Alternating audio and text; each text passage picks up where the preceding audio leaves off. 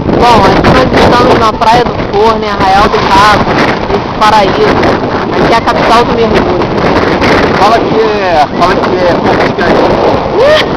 Não, aqui é Arraial do Cabo. Uma vegetação maravilhosa de vegetação nativa. Intocada.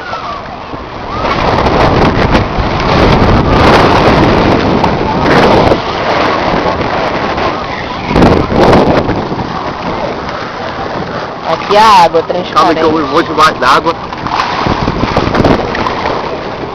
Esse aqui é o bobão do Eduardo.